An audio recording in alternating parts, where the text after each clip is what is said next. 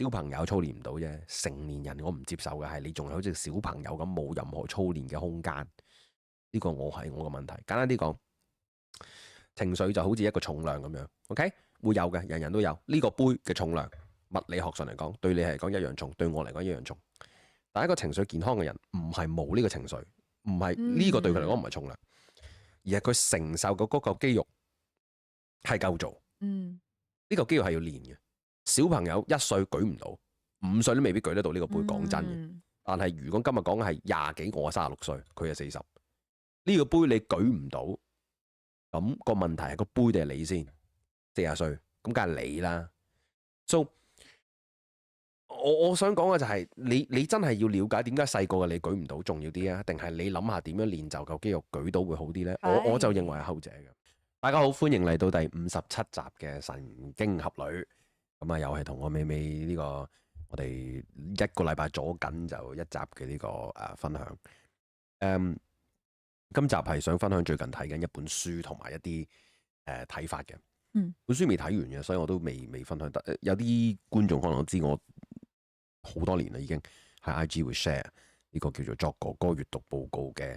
當年仲做緊補習嘅時候開始做一個 hashtag， 就係將自己睇完一啲書，好定唔好都好，我都會做個分享。當然唔係每一本睇完都做 sharing 啦。咁就分享下有啲咩同意唔同意啊？本書裏面搞啲乜嘢？咁我就喺閱讀嘅歷史裏邊咧，由呢個 biography 人物傳記開始睇，到而家都係最中意睇呢個人物傳記。你最中意睇邊個人物啊？小弟嘅嗰個業餘興趣係睇英國維多利亞時期嘅英國政治人物嘅傳記嘅。So Churchill 其實唔係一個維多利亞人物，係 Edwardian 維多利亞之後嘅一個歷史人物，甚至乎去到近代啦。咁但係佢嘅父輩Lord Randolph Churchill 同埋佢嘅嗰扎人嗰類咧，但係我以前中意睇嘅所謂英國嘅盛世時期嘅一啲人物嘅傳記咧，譬如話 Benjamin Disraeli， 一個英國至今唯一嘅猶太裔首相，亦都係一個最吹得嘅呢個直屬於呢個 Churchill 同埋 Boris Johnson 嘅一個intellectual ancestor， 即係一個喺 intellectual 上面嘅一個祖先。佢個時期嘅好多咩Robert Peel， 一個我自己嘅，不過早我成100幾200年一個直屬中學同大學嘅師兄。in fact 牛津大學嘅第一位雙學位畢業大學生咧，就呢個讀數學同埋古典學系，諸如此類嗰啲我都我中意睇。呢後邊個書架其實係即係大家應該知嘅，呢度我哋屋企拍嘅。我屋企好似圖書館嘅嘛，後邊嗰啲書係in fact 就我最舊嘅喺中學至大學，主要都係大學時期嘅書咁啊，呢裏邊都有好多係。你有幾多本你睇晒嘅？我諗我睇晒個書有30到嘅啫，但我 keep 住買 keep 住睇。咁所以幾大間屋都唔夠你裝。and 唔係一定要睇晒個重點，而係我不斷向前行，同埋令到自己有足夠求知欲同埋好奇欲。所以我好中意居家嘅。係啊，我係一個其實唔係好中意出去，唔需要好長時間出去，唔會去 cafe 又成嗰啲，因為我屋企就已經係個 cafe，甚至乎係個 library。我最近睇緊呢個心理學嘅一本書，但我好少嘅心理學。我好坦白，我係睇開心理學都覺得唔係好 buy。In fact， 其中一本我最欣賞嘅所謂心理學嘅書叫做《被討厭的勇氣》，我成日都介紹俾啲 friend 睇，同埋啲客，聲稱就係一個日本嘅心理學家去兩位去寫嘅，根據一個 Austrian 奧地利最出名心理學嘅一位成100年前嘅心理學家叫 Adler。但係睇過之後，如果你係好似我咁深揾呢個斯多葛主義 Stoicism 嘅，你會發覺根本就係 Stoicism，只不過披住心理學嘅皮。But 我有一個好欣賞嘅中學師兄，即係英國中學師兄叫 Alain de Botton， 一個瑞士猶太裔嘅極有錢家族，唔使撈嘅，通常都呢啲人先會做哲學家。咁就唔使望住我唔視自己係哲學家啦，我只係好中意睇嘅，大學叫做讀過下咁啫。咁佢都唔係一個 academic 學術派嘅哲學家，而係一個中意寫書嘅人。我睇過佢好多書㗎，好老實，好有趣嘅 topic，但係咁多本 so far 都係失望嘅。各位 by the way 又唔係賣廣告，但係我知道好多人都成日想 DM 我話，喂，作人，我想了解下你睇書嘅歷史嘅經歷啊，點買書，點睇書，點揀書。買我唔好貴嘅，真係收嚟當係即係對自己少少支持嘅一條45分鐘嘅林作閱讀習慣報告嘅分享片，講下我點揀書、點睇書、中意睇開乜，我 top 10去邊度買，諸如此類嗰啲。英文居多確實，不過我知道喺我嘅絕大部分 fans 同埋客都係好有水準嘅，所以你哋冇問題。But 我始終手上係有好多呢位仁兄嘅書籍噶嘛，近年佢繼續出緊啦。咁佢係喺劍橋大學讀歷史系嘅，但係就好似即係英國嘅好多呢個 intellectual 咁樣咧，佢哋讀咩科同將來之後主要鑽研咩就好撚唔同嘅。舉例我其中嘅偶像 Bertrand Russell 羅素係一個當代嘅哲學家，唔係當代，對唔住，上一代攞過諾貝爾文學獎，喺學術同埋通俗嘅呢個哲學嘅範疇都係非常之響朵啦。咁佢係英國嘅分析學哲學之父，但係佢係讀數學嘅，喺呢個牛津，對唔住劍橋。上一世紀英國最著名嘅法官 Lord Denning 亦都係讀數學嘅，即係唔係一定係淨係讀數學。我意思係佢做乜嘢同佢本身讀咩冇乜關係。呢度 The Bottom 係讀歷史嘅，咁但係佢嘅而家出嘅新嘅一啲書籍咧，就主要係從心理學角度去幫人活得更好。簡單啲講，佢而家係處理人情緒嘅，即係想幫人活得更加好啦嚇。咁我唔可以話我冇借鑑佢喺英國嘅一啲做法，去嘗試喺香港做到自己嘅呢個角色。不過我會話佢係一個好心理學角度出發嘅人，而我係一個喺邏輯上、喺哲學上偏近好多嘅人啦。嗱，我最近睇緊佢一本書，嗰本書我會喺 IG 度 share，遲啲再講。但係佢提出一個好簡單嘅觀點，which 係心理學好多都講嘅，但係你想真正走出你而家有嘅情緒問題，你要做嘅係了解翻自己成長有咩缺陷。簡單啲講，佢認為一個好簡單嘅結論係而家我哋有個性格問題，都係表徵個根本係我哋小朋友嘅時候受到父母嘅不良好對待，可以係太 harsh 對你，成日鬧，可以係太過遠距離，可以係太過重，可以係太過需要你，即係要綁住你，冇辦法離開你，因為你就係呢個父母嘅全部。而佢認為能夠回歸正面面對同埋發掘究竟你細個出咗咩事，係一個讓你大個能夠真正走出嚟嘅最好方式。我哋唔使講咩深入嘢啫，我淨係俾呢個咁樣嘅論點俾你聽，你覺得點？啱啊？你覺得啱？唔啱咩？啱嘅意思係你覺得係可行嘅呢一招。咁你至少明白咗自己點解會咁啊嘛？我提出一個好簡單嘅問題，點了解自己細個？嗱，佢自己都認啊，就係你要揾翻你自己細個究竟係點，你原本係點，唔容易喎。嗱，我唔介意分享噶。嗱，我再次重申一個細 point 啫。嗱，我介意嘅，久唔久遇到個客，見前見後會同我講，即係林作顧問啊，即係你要1對1100%保密嘅諮詢，呢一部分就唔使保密嘅，可以講。佢講話可唔可以 make sure 你唔好提我嘅呢個個案喺你嘅任何節目同 content 裏面？我冇喎，我講得嘅一係個客自己親自同我講，我願意俾你去分享。而我講嘅 in general 啫喎，即係有女人會失戀，有男人會離婚，呢啲係咪講緊你啊？你唔好咁樣對號入座啊！即係我唔好咁。So 我好知道有咩應該講得，有咩唔講得嘅，但係我真係試過同啲客傾嘛。喂，你又分享下講下你細個成長經歷，你阿爸阿媽對你點？點解你今日會咁啊？萬中無一個講到啦，你仲記得你細個點？記得啊，好記得啊。咁你講下點解你今日對男朋友咁差？對你好差咩？都幾差。有幾差啊？喂，頭先揾翻條褲都唔知喺邊度揾喎。咁係你自己亂咁劈啫，關我鬼事。喺你張床度喎。咁你做乜劈喺我張床咧？咁點解？我問你啊。點解你劈我張床？你係細個咩解救？你父母對你搞到你我條褲喺呢張床度。應該問你係咪啊？你劈㗎，我得閒掂你條褲咩？我要諗下。梗係啦，你成日喺度話人哋，你自己問下自己先啦。我有個好清晰嘅睇法，我願意拋喺度同大家 engage debate。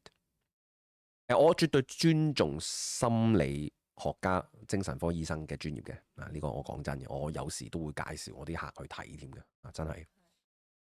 但係我認為喺我角度最好嘅建立一個好嘅 inner life， 即係我哋嘅情緒嘅內心世界，唔係要太在意你從哪裏來，更加重要嘅係你往哪裏去。我係咁睇法，即係我想講係，我認為心理學係好，對唔住啊，我呢度係班門弄斧，我唔可以話我有讀啊有研究，我係一直都係好自豪，我唔係特別睇，唔係特別研究呢類嘅。但係我知道嘅係，譬如我呢個師兄阿 Alain de Botton 去講嘅，你要從你裏邊去刨你自己點成長有成，唔係每個人做到啊。喂，齋係 the fact that 我係單親，齋係 the fact that 我阿爸咁嘅性格，我阿媽咁嘅性格，佢點對我，我真係完全可以建構到點解我會有今日嘅性格，有今日嘅 fear，有今日嘅喜好。我做唔到，我好老實。我睇佢again 完整嘅閱讀報告，我會喺 IG 度出嘅。呢度唔好重複，唔係嚟呢度拋書包。但係我想講嘅重點係咩？我睇唔到邏輯啊，我聽唔明啊。其實我睇唔明嗰本書嚟。佢講話因為細個阿媽嘅對你嘅殘酷 cruelty， 而你作為小朋友，你未有批判性嘅思維，你會覺得唔係你媽嘅錯，你覺得係你嘅錯。於是乎你自卑，於是乎你有 self-hatred， 即係自我憎恨。呢個幾乎係我唯一可以聽得明嘅嘢。你話係咪最明？我都唔係，因為我唔認為每一個一定會咁諗。但係仲有講好多其他嘅，我直頭唔明到。我今日而家呢一刻要講翻佢嘅理論出嚟，我講唔到。但係簡單啲講，阿爸阿媽點樣對你，無論太親近、極唔親近，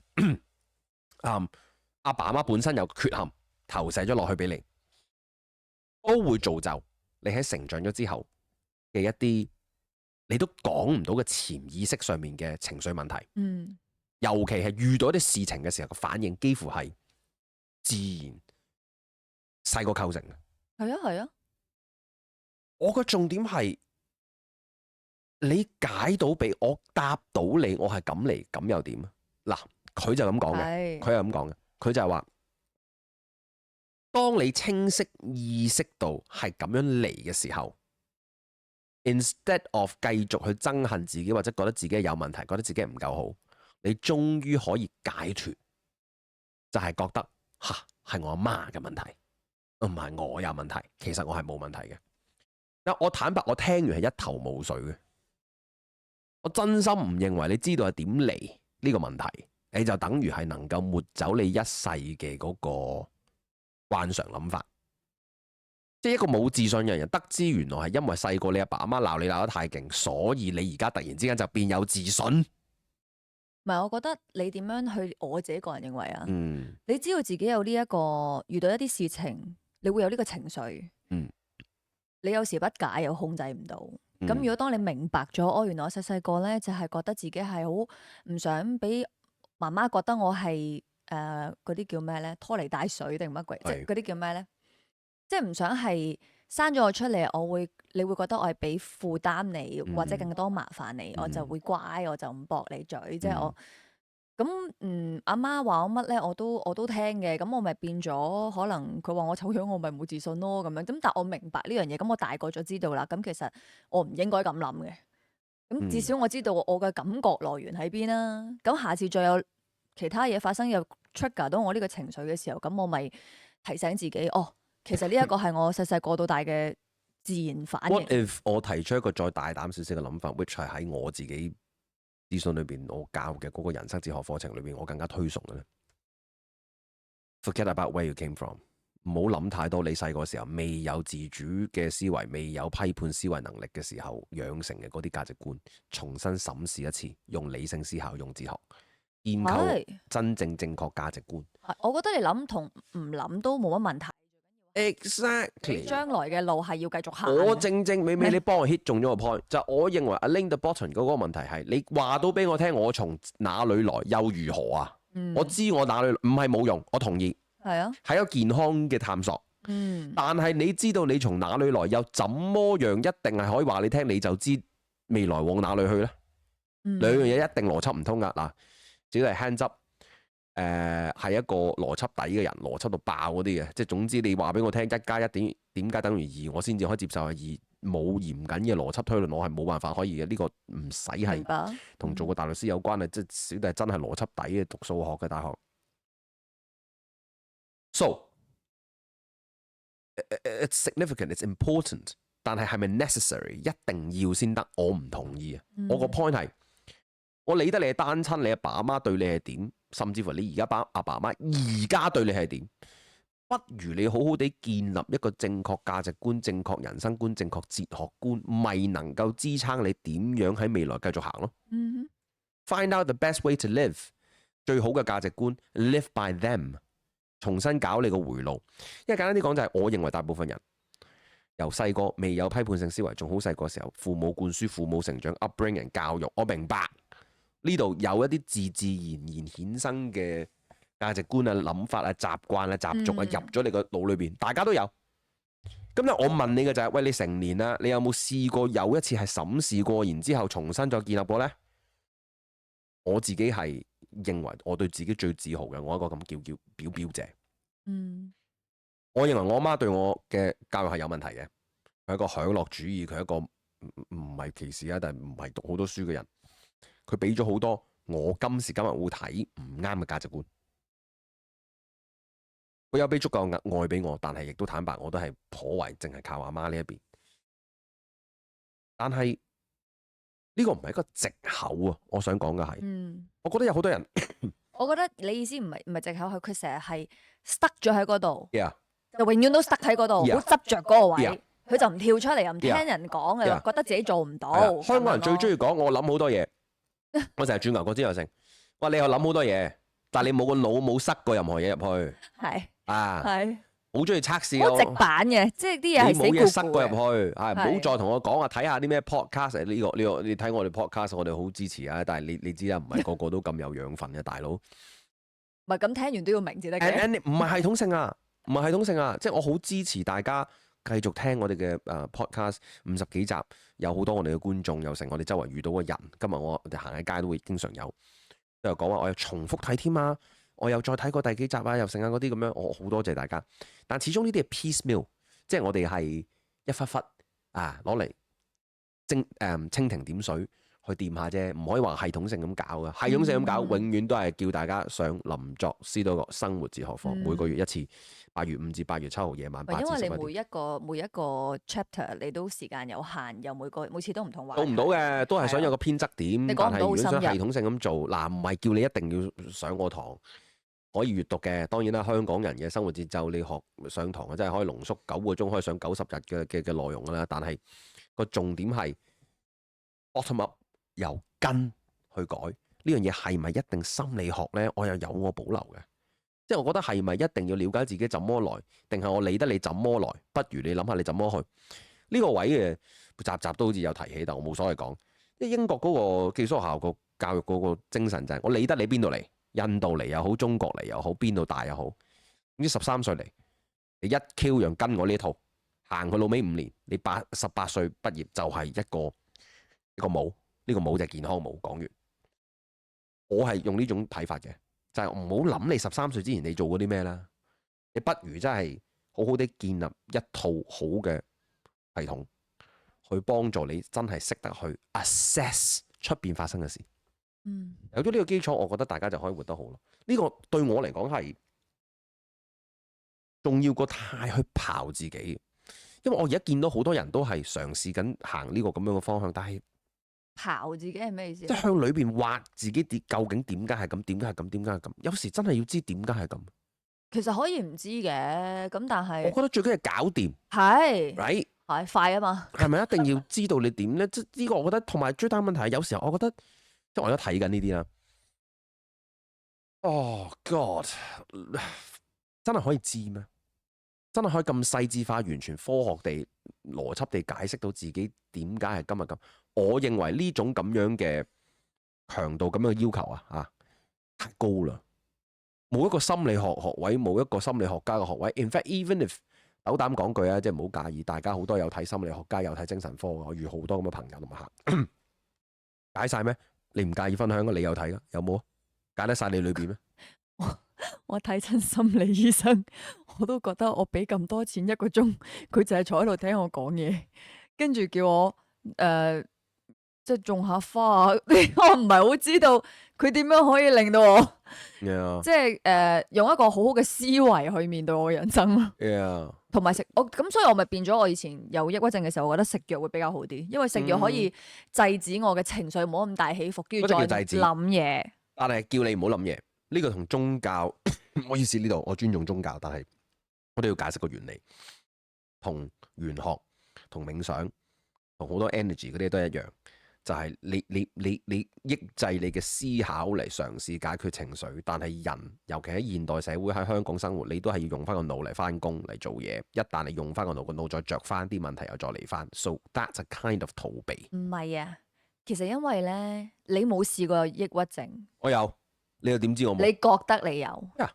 即係我講我嗰啲有係我聽到有幻聽。哦，嗰隻叫做係，即係好似鬼上，即係鬼俾鬼附嗰種感覺。你唔好喺度 judge 先啊！同埋妄想被害。我意思係我個腦好似亂晒咁。Yeah. 但我食咗藥之後咧，我會即當然唔係叫你依賴藥物，但係因為你始終有一日都要甩嘅。但係個問題係你喺咁情緒激動，你個人咁混亂嘅情況底下，你又控制唔到嘅時候咧，咁藥物就可以幫你 calm down， 暫時性。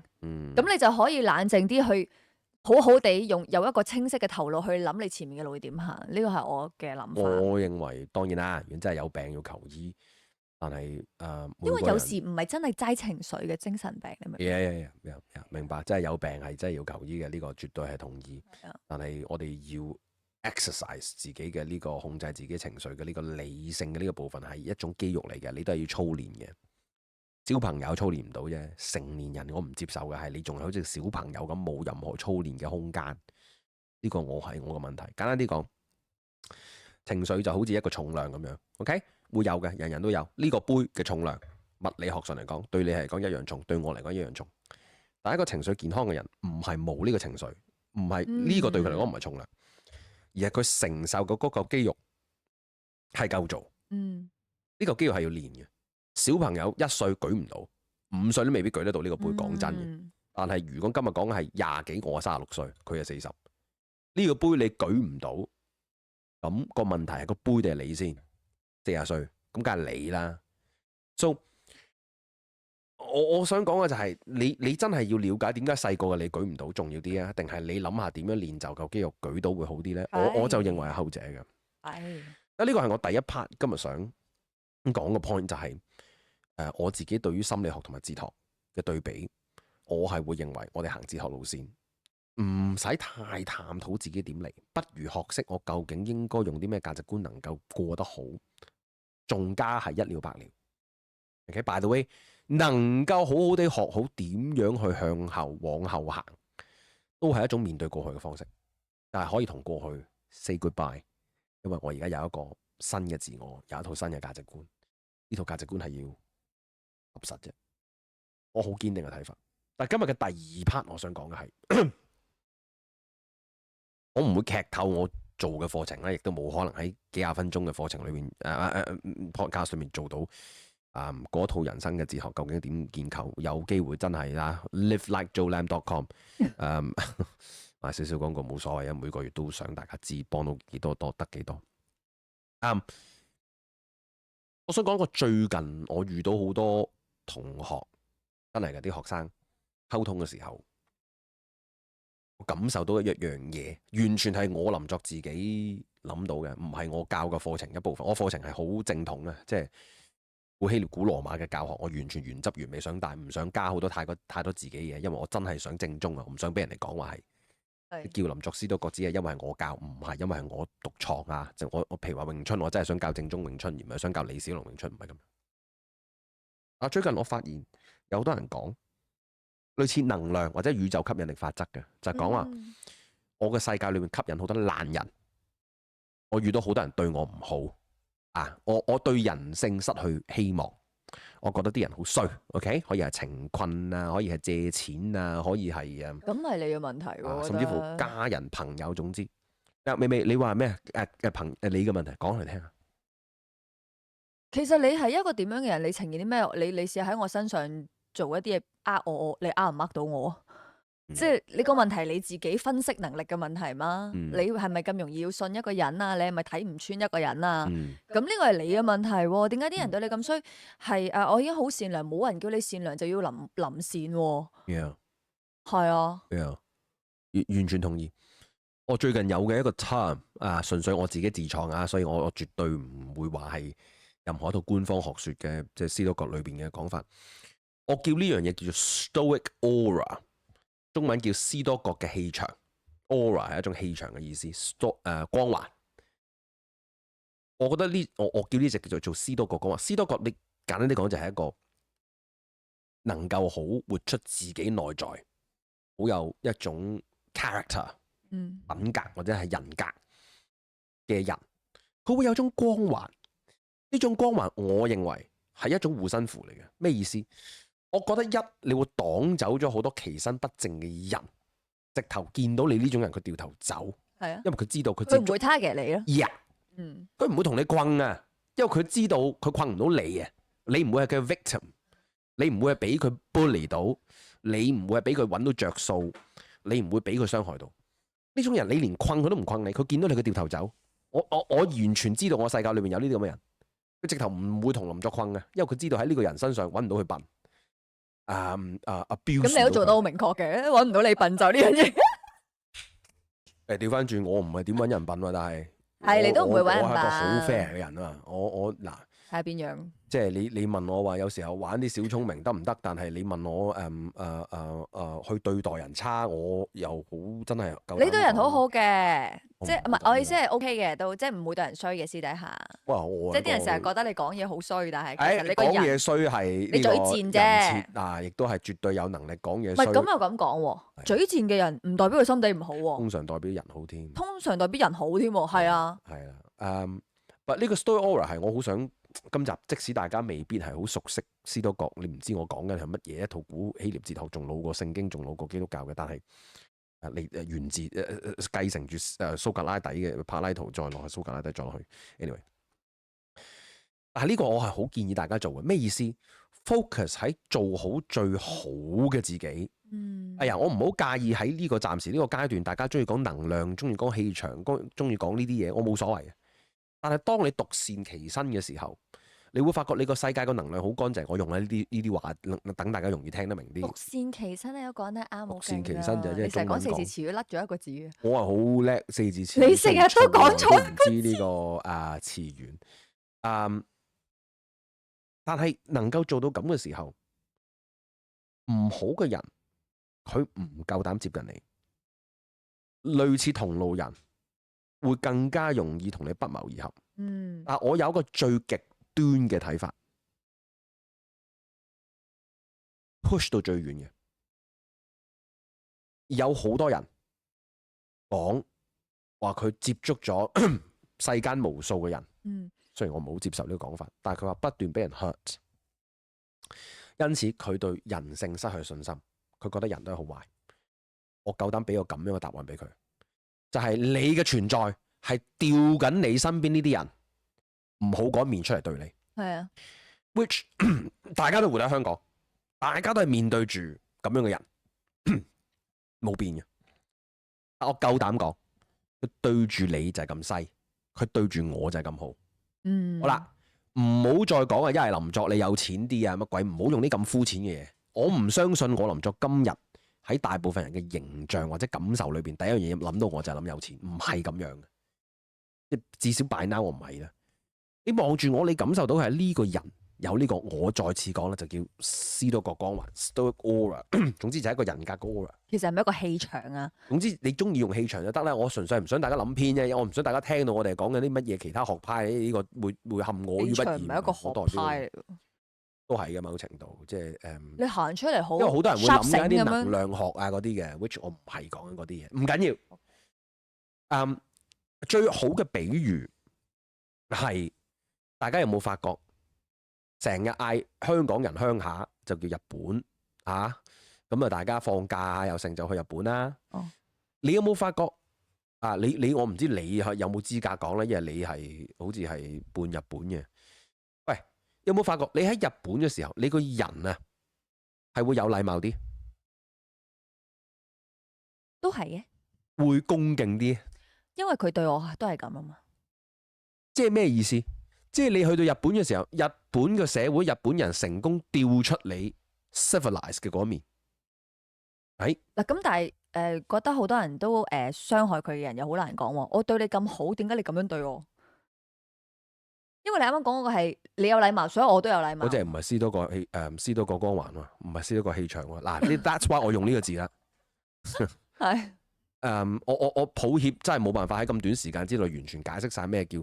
但係簡單啲講，係一個有足夠強壯品格嘅人，即係有人講強壯體格，我哋而家講緊係強壯品格。你個內心嘅 core 啊，好實嘅人，呢種人唔會懶，係淨係對人好嘅。嗰隻嘢叫做 people pleaser，嗰隻嘢係心理學，即係但係 Boston 都有講，唔係嗰隻。型人格，你先係純粹只係一個好現實嘅一個人格，唔係體格，人格 character。OK。我認為呢種人你係會 attract 其他人都咁對你嘅，唔係肯定，但係 in general 會。但係我明你講咩嘅，你話好多人遇到好多唔好嘅人啊，對佢好差。因為我以前都係咁嘅，即係我都好唔中意人類嘅。咁但係我而家咧，我又發覺我真係冇乜點遇過唔好嘅人，因為遇上咗林作，已經係最差噶啦。喂，大家都知道我哋行過8年，互相影響都好大嘅。我哋兩個都變咗好多。唔係，咁我確實係成長好多，成長咗好多，同埋我覺得自己真係要有翻咁上下強大，同埋夠膽。即係我覺得我而家個人好多嘢都唔係 OK 啊，做自己。所以我覺得啲人都遇到嘅人都即刻成批唔同晒咯。which 我係好希望可以有機會可以好似當初同美美分享咁樣分享俾大家，即係唔好講咩學派啦，總之就係點樣練成一個強壯嘅品格，去令到你喺個社會嘅時候面對人嘅時候，你會彈走一啲真係壞嘅人，which 我絕對同意係存在，絕對唔係少添。但係同時會真係令到大家喺同一般社會嘅人相處嘅時候，咁你冇辦法啦。workplace 工作啊，又成嗰啲總有啲唔好嘅人，又成你避唔晒㗎，係嘛？你唔同嘅社會裏邊都要面對到。但係我斗膽講，會喺同佢哋嘅相處裏面成功調出佢哋好嘅嗰面，至少對住你。係啊。嗱，呢樣嘢係做得到嘅，因為每個人都係複雜嘅，都係嗰個比喻，都係好多面咯。都係嗰個比喻。你香港人 in general 去到日本，你個 behaviour，你個行為就係友善啲、文化啲。呢個就係一個近朱者赤、近墨者黑嘅一個道理。依家我叫你做嘅係近朱定係墨好噶？即係好嗰個啦。朱，因為近朱啦，我希望你做朱。咁係咪啲人近你都變成赤啊？咁係咪好啊？即係依樣嘢啊嘛。而家個問題係你諗緊嘅係，我點樣吸豬嘅人嚟？我點吸豬嘅人嚟 ？Right？ 但係我成日都吸咗墨嘅。即係如果假設對唔住呢個我要戴個頭盔，我真係唔肯定豬定係墨好。但係我當係豬好，豬好墨唔好。墨係黑啊嘛。好啦，你想吸豬嘅人嚟，點樣係最好？你係豬咯，你咯，係咯。So 你做好你係豬，你唔係一隻弱豬，但係近你嘅人，佢可能係墨啊，都因為近你豬而變赤啊嘛。明唔明啊？係啊係啊係啊。That's 今日想俾大家 idea，超簡單 idea，但希望呢個 idea 幫到大家。OK，下集再見，拜拜。